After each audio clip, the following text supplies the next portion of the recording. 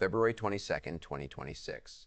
The Mexican Defense Ministry confirms the death of Nemesio Rubén Oseguera Cervantes, known globally as El Mencho. The leader of the Jalisco New Generation Cartel, or CJNG, was neutralized in a precision military operation in the mountains of Tapalpa, Jalisco. The fallout was instantaneous. Within hours, the state of Jalisco descended into a state of narco-insurgency. Armed militants established roadblocks using burning buses and semi-trucks, effectively paralyzing Guadalajara and Port of Manzanillo. Air Canada suspended flights as panicked travelers fled airports. This isn't just the death of a fugitive, it is the removal of the man the United States State Department valued at $15 million, sparking an immediate security crisis in America's southern neighbor.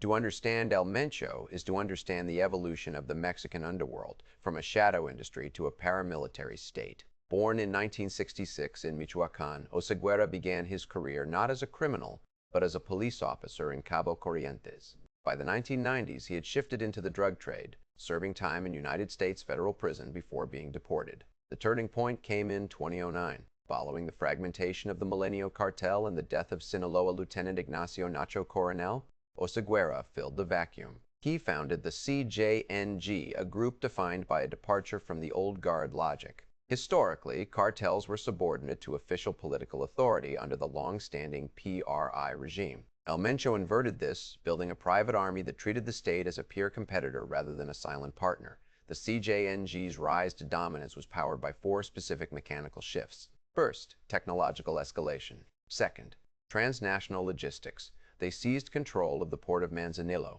the gateway for chemical precursors from Asia, making them the primary producers of fentanyl and methamphetamine. Third, diversification. The group moved beyond drugs into extortion as a service, taxing everything from avocado orchards to local gas stations. Fourth, propaganda. El Mencho used high-definition video displays of military-grade convoys to project an image of invincibility, often outgunning local municipal police forces who were forced into plata o plomos, silver or lead, compliance.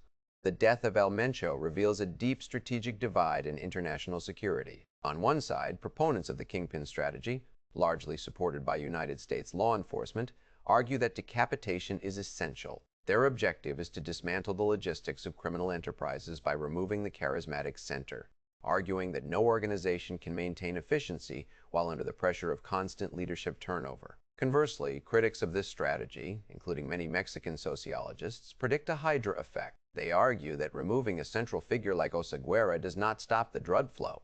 It merely triggers internal succession wars. They point to the immediate 2026 blockades as evidence that decapitation leads to higher civilian casualties and the emergence of smaller, more volatile factions that are harder to track and negotiate with.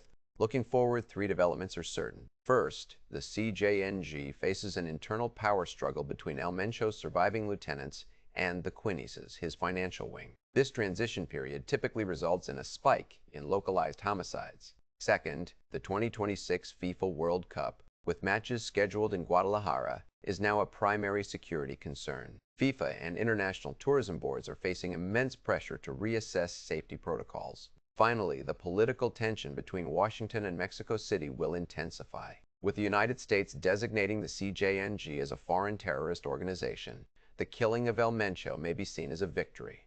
But the structural demand for the drugs he supplied remains unchanged. The throne is empty, but the empire is already looking for its next architect.